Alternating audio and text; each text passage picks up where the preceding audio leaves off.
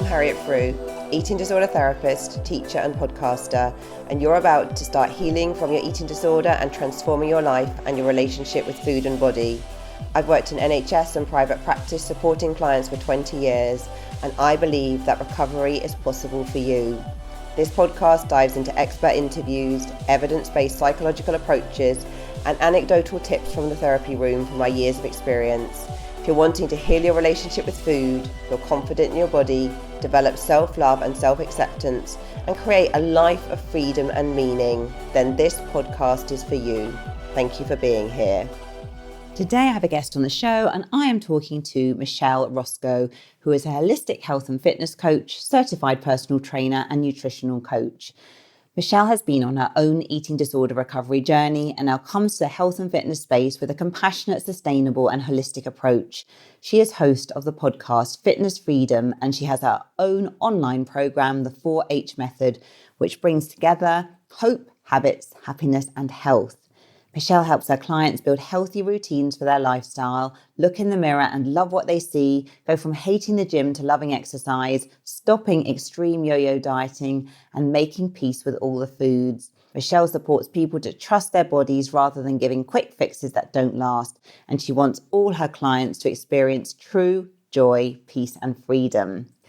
Michelle describes herself as queer, multiracial, and international cut mum, lover of nature and movement, all the flavours of ice cream, travel and genuine connection. So in the episode today, Michelle talks about her own recovery journey and the challenges she faced along the way. She also dives into her 4H method and the valuable work she does with her clients in healing relationship with food and body. Let's get to the conversation. So before I delve into this week's episode, I just want to let you know that I've started writing on Substack. If you would like to read about eating disorders and disordered eating, if you want tips and skills from the therapy room, if you want to improve your relationship with food, I'm going to be writing twice a week on Substack. You can subscribe there and get my regular articles. And for every article I am writing, I'm also doing an audio to accompany it. So it's almost like a little extra free podcast. If you are interested to subscribe, do go to the link in the show notes and you can sign up, and hope to see some of you over there. Hi, Michelle. Welcome to the Eating Disorder Therapist podcast. Hello, Harriet. Happy to be here. Oh, yeah. Well, great to meet you. And tell us a little bit about where are you in the world and what's the weather like today? Yes, right now I am in Madison, Wisconsin, and it is really cold. It is in the teens in Fahrenheit, so that's like definitely -Celsius. There's some dust of snow on the ground outside. It's beautiful. The sun is out, but it is cold, and it's supposed to be even colder this week. Sure. Oh, wow. And how do you deal with the cold? I often question why I live here in the winter. That's where I'm at. So do you get like hot summers? Do you get that kind of? Yes. You do? Okay. It's kind of like a lover who's hot and cold. It's like in the summer, it's so good and you want to stay, and like, this is why I stay. And then the cold, you're like, why am I here?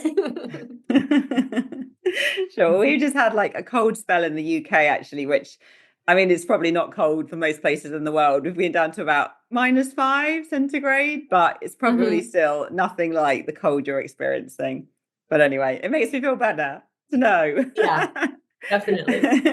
Anyway, Michelle, can I firstly get you to introduce yourself, please, to the listeners? Yes. Okay, so I'm Michelle Rosko. I'm a holistic health and fitness coach. I'm queer. I'm half Korean. I've traveled around the world a lot. I don't know where I would call home, but my work is really centered on both the practical side of applying fitness and working out and nutrition, but starting from a place of acceptance, really, as the heart of it, and love. And I've been through an eating disorder in my past, so I really know what it's like. The misery, the darkness, you understand. I was there. And it's been a journey to come out of that. But I think it's really beautiful to be able to turn something that hurt me into a balm to heal me and to help others do that as well. So that's where my heart is. Oh, thank you for sharing. And would you tell us a little bit about your story, your eating disorder journey, and how you came through that? Yeah. sometimes I feel like, and I haven't recognized this until maybe more recently, but sometimes I feel like maybe my journey, even in my own journey of recovery, I still feel like, is it good enough? Is it a good enough story? But I will share it. I got a superfoods book when I was 16 years old as a birthday gift for my 16th birthday. And I started to get really interested in nutrition and how food works and what you eat could affect your health. And so I got really obsessed with it. And my diet started to change. And I noticed that my weight started to change as well. And that was around puberty. I remember I had gotten a comment from a loved one that was really shaming and should not have been said about my body. And I think that was one of the first times I felt really deep intrinsic shame about my body. So that kind of lingered in the back of my head as these changes were happening. And in my mind, I thought, okay, so if a little is good, a lot is better. So I kept trying to lose weight and it kind of took over my life. I was constantly thinking about food. I was obsessed with getting everything right, making sure that I was eating clean enough and being extremely restrictive and compensating with exercise. And that lasted for years. And it wasn't until I reached kind of a low point while I was in college, I was going into my senior year my senior year, that I reached a low point and I had to decide, do I want to keep doing this or not? And I think what happened is I changed on the outside. So I gained some weight, but the real issues weren't completely deeply dealt with. It took a long time, even after that, because I went from the restrictive part to the more binge and restrict. It often happens after extreme restriction. So then I felt out of control and I still hated my body. I didn't get to the core issue of what was causing the disorder in the first place. It took even more healing and more learning after that. I feel like it's been a long process. And of course, I'm still learning and growing. But at the root of it was acceptance for myself as I was. And that is what ultimately gave me the most healing. Yeah, well, thank you for sharing that. And I think your experience is not uncommon. I think for many people, they kind of do that more quasi recovery where maybe they kind of change a lot of behaviors, do a bit of weight restoration, and things might be quite a lot better. But like you say, in a way, you hadn't really got at that point to the deeper place of really realizing, yeah, what was kind of keeping it going and perhaps why you just weren't very accepting of yourself until you did that Right. further work. Right. Exactly. Yeah. And would you be willing to share a little bit about where that lack of acceptance came from? Because I guess we obviously have our kind of families and the structures that we're kind of brought up in, but it's multifaceted, isn't it? I think diet culture anyway is just so pervasive, isn't it? And so influential. But what were the things for you maybe where you didn't feel that you could be accepting of yourself? Yeah, you're right. There's multifacets there. Well, I grew up in the 90s. I was born in 88. So in the 90s, there was a lot of Slim Fast and soup diets. And while those still exist today, they're a little bit more obvious. There's more subtle ways of dieting nowadays, but that was kind of the culture I grew up in. So I watched my mom do like cabbage diets or cleansing diets. My dad was really focused on trying to be healthy and take care of himself, both positive and negative effects from that. But there was also one, the ties that I saw food and our bodies in relation to religion. And I grew up in a really Christian, extremely conservative home. There were a lot of restrictions and rules around what was right and what was wrong. And it was really literal. So if you didn't meet the standard, anything less than that was considered wrong. There was also the element of how I grew up in my particular sect of Christianity, extremely sexist. So women existed for the service of men and the service of God. So our bodies weren't even viewed as our own. Modesty culture was so prevalent in how I grew up from like 10 to 21 years of age after college. I didn't wear pants. I had to dress with skirts below my knees and extremely conservative, extremely controlling, abusive in a way of what you can and cannot do and following the rules. So that affected the way that I saw my body. My body was seen as both something to control, because if I didn't control it, I was subject to being the object of a man's lust, and that was my fault. It wouldn't be their fault if they committed some crime against me. It would be my fault because I was the one who wasn't covering up. So my body didn't feel like my own. It felt powerful, but both scary and powerful at the same time. And then there was the other element of that I didn't know at the time, but I always felt different as a kid because I was queer. I'm queer. And I didn't fit into this is what a girl does. This is what a boy does.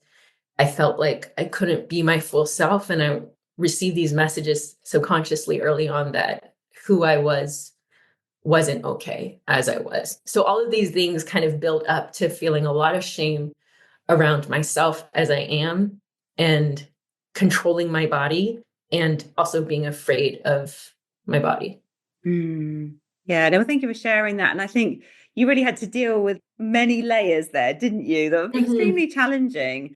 And I think if we've been in any environment that's very controlling and rigid, whether that be religious or non-religious or a family environment or whatever, then when we get into a difficult relationship with food, we can very much take that rigidity and control, can't we? And put it onto the food and the body as well with an extra intensity almost. And it feels good because you feel like you have a system to control and something that seems so obviously numbers based and input output. And of course, now I know scientifically that's not completely accurate, but it feels that way. So it is kind of a perfectly harmful place to put that into. Yeah, it makes a lot of sense, doesn't it? It really does. Yeah. How did you then move from the place of being more kind of what I'd call kind of quasi recovered in a way to that greater level of acceptance? Like, were there certain things that really helped you on that sort of transformational journey? Yeah. And this is maybe where I feel like my eating disorder is like not good enough or something, because it wasn't like I went to a counselor around that turning point. That was like the first time I had been in therapy when I was about 19, 20, when that quasi recovery, as you say, started. And it was the first time that I was like, oh, feelings. I have feelings. Like someone helped mirror that for me. And then after that, after like the binging part that I was not even aware of what was happening, my body had been in starvation mode. And then I was like losing control and it felt like I didn't know where that balance was. I think a lot of people, when they get to that point, they might go into a recovery center or like get a lot of intense therapy at once and then see some changes, which is, I think, awesome. And I wish I had had that in some ways. But for me, it was like a long process of coming out and accepting that part of myself publicly, coming to terms with how my internal beliefs and values didn't align with the way that I grew up. So letting go of my identity as a Christian, that was a big part of my recovery, even though it wasn't directly related. And noticing also getting therapy for family issues and other things, and then noticing the way that it affected my eating behaviors. Like when I was stressed, I started to notice, oh, I like to restrict when I'm stressed. This is related. This is still here. This is still coming up for me. And I was so hungry to know how to be normal, so to speak. I would read books. I would listen to podcasts, anti-diet podcasts. I would read books about how to eat normally, intuitive eating, and all that stuff. So I really educated myself, I think, a lot around it. I was getting therapy, but not directly for eating disorder recovery, but it was kind of like working in tandem, parallel with each other. And then when I started my business in fitness, I feel like I've evolved a lot in the last 5 years, but that forced me to confront so much of my own beliefs and attitudes around food and exercise, because it wasn't just me I was dealing with, I was working with other people. And I think that has really accelerated my growth too. It's been a long process, to say it in a few words. Yeah, no, sure. And I mean, it sounds it. And I guess we all have quite a challenging path with recovery. But I guess for you, in a way, I can imagine it must have been incredibly challenging. Like if you were sort of brought up in a religious family and then you're kind of stepping aside from that, also coming out as kind of being queer. And I can imagine you probably had some real challenges as well to really stand on your own and in your own truth. I'm sure that's been incredibly challenging at times because it's perhaps felt very different from the way that you were brought up and how you felt that you were conditioned and how you should be. Yeah, thank you for recognizing that. It's true. I feel like it's allowed me the opportunity, my queerness, recognizing, going out into the world, seeing different perspectives, even my eating disorder. even as painful as it has been, has allowed me the opportunity to dig deeper into myself and realize ways that I'm controlling or coping that are not helpful. Recovering from an eating disorder looks different for everyone. For some, it might mean feeling free, flexible, and able to enjoy food again.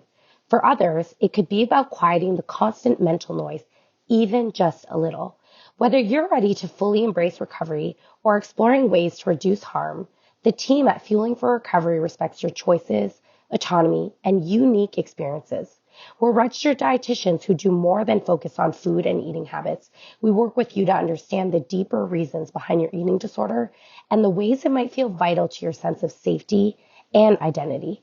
With a compassionate and personalized approach, we support you at a pace that feels right, whether that's fast or slow, as you build awareness and a healthier connection with food and your body. Our services are available virtually across Canada, the United States, the UK, and parts of Europe. Visit fuelingforrecovery.com to learn more. Tell us a bit more about the way you work with your clients now and your method that you use. Yeah, like I said, it's been an evolution. I really have stepped away from focusing on weight loss at all. For some people, that might be what they're looking for and what they need in a coach, but that's not my focus at all. I felt kind of guilty about that as well, because in the fitness world, there's a big emphasis on weight loss and making sure that you're helping people in the way that they perceive that they want, or there's just a lot of pressure. And I noticed that when I came into business as well. And so I think I had to reclaim what my values were in this area as well. But I really like to help people start from the inside first and then build habits from there. I guess I could explain it better in the framework of my method, the 4-H method. We start with hope. So hope is like, I'm already worthy. I don't need to do anything to be any more worthy. I'm worthy as I am. And I'm powerful to create and choose the life that I want, the health that I want. And that's the premise of my work. I'm already worthy and I'm powerful. And from there, we focus on habits, building small habits around movement, around food, and kind of undoing harmful patterns, practicing awareness along with kind of releasing things that are not serving us anymore, and practicing a more intuitive way of movement and recognizing patterns with food. And then the next stages are happiness and health. So a holistic approach to health, not just how you're eating or how you're moving, but also your gratitude practice or your values practice. And in my program, I provide workouts, I provide nutrition guidance, but we don't go into that first. We start with you and connecting with yourself first. Yeah, no, sure. That sounds like a really holistic program. And I love the way that you're starting much more from the inside out, aren't you? And like you're sort of saying from day one, in a way, you're worthy as you are, that hope. You don't have to be kind of, changing. Yeah, that's right. I'm agreeing with you. You're right. So do you find as well, like a lot of your clients, do they come to you sometimes when they've been a bit burnt from the fitness world? And what kind of is your typical client that comes to you? Yeah, so I've noticed I don't like to typecast too much or put people into categories because everyone has their own stories, but I have seen that there tends to be two different kind of people. They both bear similarities, but they just come at from different angles. So one of the type of clients that I tend to attract and work with, and I enjoy working with, is someone who's really rigid in their exercise, maybe orthorexic towards those tendencies. And they really are drawn to my message of you're enough already, letting go of some of your rules and being more relaxed in your approach. And through doing the work and resting and knowing their worth and their power and redoing some of those harmful patterns, they realize a lot more freedom and are able to let go of tying their worth to what they're doing. And that's really cool to see. And then the other kind of side is someone who maybe is really struggling with a lot of shame around their bodies. So they might not fit the societal standards. Their body might not be what society says it should look like. And so they carry a lot of maybe shame around that. And they want to be healthier. They want to have healthier habits, but they want to approach it from not the main goal of weight loss. They want to approach it from, how do I love myself? How do I really take care of my body? And I think for them, it's really freeing to recognize that they can still be worthy in their bodies and have healthier habits, and to prove to themselves that they're capable of taking care of themselves in a way that feels affirming to them without the shame. So, yeah. Yeah, for sure. Yeah, I think really helpful just to hear the two sides. And like you said, in a way, there's a lot of kind of overlap, isn't there? But maybe this sort of initial, more surface presentation is a little bit different. Exactly. It's kind of like I can see both of myselves in it. The part of me that was like super strict and wanting to control everything, and the part that wanted to let go but felt scared from all of that lack of control. I think I can see myself in both of those kinds of people. Yeah, no, sure. And it makes sense. Mhm. And I think these days, what I find in my practice as well, more and more people kind of come into eating disorders maybe now from the more orthorexic wellness route. Whereas I guess back in the day, it was a bit more like the really strict calorie diets or the slim fast or whatever, wasn't it? Whereas now people often think they are being really, really super healthy, and then it becomes very orthorexic and gets a bit out of control. Yeah, that's why I think I've realized in my work, you can be doing all the right things, so to speak, doing all the right things in quotation marks, or you can look healthy from the outside. But health is so much more than what you're doing. It's your mindset and your attitude towards yourself. And I really, truly believe that if you aren't doing it from a place of acceptance and love, you can be harming yourself. You have to have both of those elements to really enjoy a fully happy life and healthy life. Yeah, no, so true, isn't it? Because I think health is very much reduced, isn't it, to food and exercise in mainstream media, really. I always think, I say to my clients as well, sometimes if you look at centenarians, people that live to 100, it's not all about food and exercise, is it? It's about so much more, like some of the things that you're talking about, really, but mental well-being and being peaceful, being accepting. And it's much broader than just what you're eating and how many steps a day you're doing or whatever. Yeah, yes, definitely. Definitely. Yeah, in my program, I try to be as holistic as possible within my scope. And I talk about your interactions with people, your relationships with people, because that is one of the most important parts of health is having positive relationships. Yeah. Sure. So when people work with you in the program, is it like a group thing or is it one-on-one or how does it look? I realize that in my work, I don't like to completely fit one box. So I feel like my program is a hybrid of group coaching and also one-on-one. We have weekly group meetings, and my clients are also able to message me if they want more support. They're able to get one-on-one support if they want. And it's kind of like a course because I have lots of lessons in there and lots of information materials, but it's also a program because it's step by step. Like I give them the order for things. So we start with the hope part, and that takes the form of rest. And then we get into movement for a month, and we practice awareness with our bodies, coming back to our bodies, kind of undoing all these things, these rules around exercise that we think we need to follow. And then we move on to food. And then from there, we build healthy habits that are holistic. So then they get access to all these workouts and all this education around lifestyle and nutrition and exercise. And I'm there each step of the way to help them through it. So I can answer questions for them if they want to have more support, whether in the group or one-on-one, they can come to the meetings. Yeah. So it's a little bit of both, I would say. Sure. Yeah, that sounds good. And say a little bit more about your kind of movement practices. What sort of movement do you do yourself and do you encourage your clients to do? Yeah, so it depends on where people are coming from. But with the movement in the program, we really start with just showing up and doing a little bit of something for your body. And I'd like to really broaden the definition of exercise into movement. That means maybe movement is walking for 5 minutes, maybe it's doing a little bit of jumping, maybe it's dancing. Maybe for you, it's just doing a little bit of stretching or free movement, like really broadening that definition of what exercise is and connecting with your body, learning to connect with your body, your breath, doing body scans to more intuitively move from a place of this is what my body needs today, this is what my body wants today, and practicing a lot of compassion and awareness with movement. So that's kind of the foundation because so many of us either we feel so guilty for not exercising more because we think we have to do this.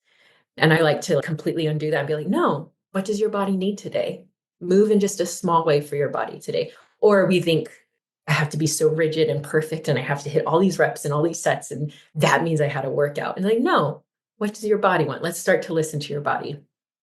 With my movement practice, I've really tapped into that, like checking in with myself. I know as a trainer, like the science of movement, the balance of exercise, like, mobility, strength, and cardio, like those are kind of like the three pillars, but also allowing for flexibility within it. So I'm not super rigid. I mostly look at my week and what I've done.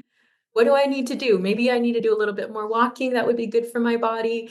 Maybe I need a little strength session. That would be good for my body. But I don't put a lot of rules on how long I should do it. Time is a big thing for me. I love short workouts and balanced workouts. And it depends on where my clients are in their journey about where I can meet them. But connecting with your body as the basis for it. Yeah, no, sounds really helpful. And I think I'm just thinking about those clients as well that are really in those patterns of over exercise. Of course, like when we're talking about it here, it sounds more simple, doesn't it? To kind of slow down and connect with your body and listen to your body and everything. But that's incredibly hard, isn't it, for a lot of people? And I'm wondering, how do you support your clients sometimes when they've literally been doing hours of activity a day and there's just starting to kind of reduce that? Because I think there's a lot of anxiety, isn't there, about reducing that when you've been in such a rigid pattern? Yeah. So if we're talking about my 4-H method and how I work with clients online, I will say that when clients first come, we start with that hope aspect.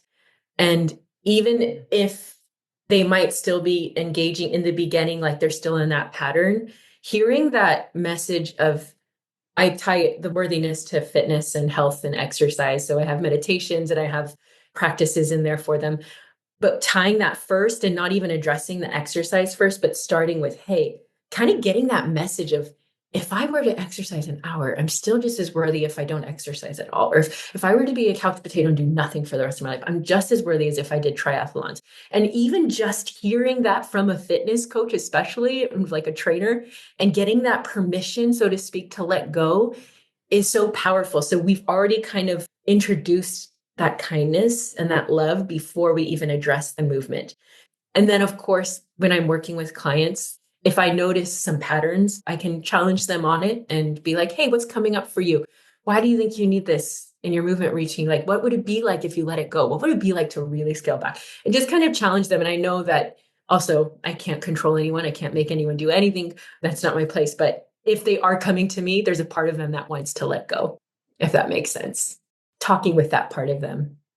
Yeah, that makes a lot of sense, actually, doesn't it? And I really get it as well, kind of staying kind of more grounded in the hope and the acceptance piece to start with. You're probably going to get ripple effect of change, aren't you, rather than going for the jugular almost and trying to reduce that straight away. Yeah. And if they are in that place where they need that going for the jugular, so to speak, that's beyond my scope. I could refer them out to someone else or to a more hands-on team. But within my scope, that's how I like to approach it.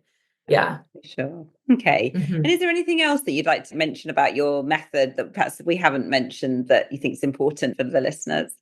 The 4-H method is really my body, my home, my health, my hero journey. That's how I encapsulate it. And we so often in fitness and health see our bodies as something to fix, something that's wrong, something to control, something that exists for the appearance or the pleasure of others. And I really want to help people know their body as their home, the place where they can feel secure in, they're not so afraid to be in. And from that place of trust and acceptance to create the healthy life that they want. And everyone is going to be different. Everyone has their own journey, but to use health and fitness as a tool to help you live the life that you want, because it's not the end all be all. It's just a way to enjoy your life. And yeah, everyone's is unique. And I think that's why it's so exciting to see different people's journeys. Oh, no, thank you. Where can people find you, Michelle, if they want to get in touch with you? Where's the best place or places? Yeah, you could go to my website, mlrosko.com. I'm most active on social media at Michelle and Rosko. And on my website, you can get some great free resources. You can listen to my podcast as well. I have a podcast called Fitness Freedom. And my Instagram at Michelle and Rosko, I share my thoughts there, little snippets from my life. So it's a little bit more personal. I also enjoy TikTok. I don't know if it's going to be around. I don't know if it's going to be around, but I also enjoy TikTok. Pretty much everything is either MLROSKO or my full name, Michelle Rosko, to find me. Okay, brilliant. Yeah, I'll make sure all of those links go in the show notes. I'm sure there'll be quite a few people listening that will be interested to reach out to you. Yeah, thank you. I'd just like to really thank you, Michelle, for coming on the podcast, for talking a bit about your story and just explaining your method. I really appreciate it. And I think you've definitely had quite a journey with your healing, haven't you? But it's wonderful that you are now really using that, I guess, to support others. Sounds like you've really on a mission with passion and purpose, which is great. Yes, thank you. And thank you so much for what you do. I've been listening to you for a long time now, and it's really cool to see your face match with your voice because I hear your voice all the time on your podcasts. Thank you for the work that you're putting out there. I know it's helpful to so many, and you have such a great way of delivering it in a really digestible and welcoming way. Oh, thank you, Michelle. It's very kind. So I hope you enjoyed this conversation just as much as I did. Do go and check out all of Michelle's info in the show notes. If you're not following me already on Instagram, do seek me out, the eating disorder therapist _.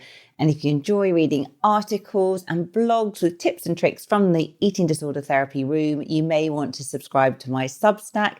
Link is in the show notes. If you enjoy this podcast, I would be so grateful if you'd follow, rate and review, as it helps it reach so many more listeners. Thank you so much for listening today, and I look forward to sharing another podcast episode with you very soon.